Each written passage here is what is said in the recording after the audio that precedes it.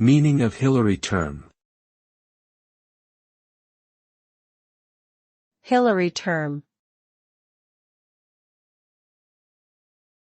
Hilary term.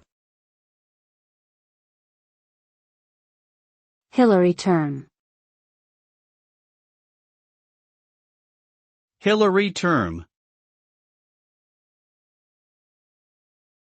Hilary term is a term used in the academic calendars of universities in the United Kingdom, including the University of Oxford and the University of Cambridge.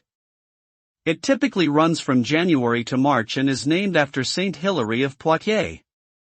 During Hilary term, students attend lectures and seminars, take part in tutorials, and complete assignments.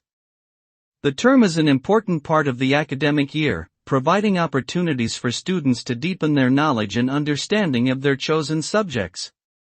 It is also a time for academic research and innovation, as scholars and academics work to advance their fields of study.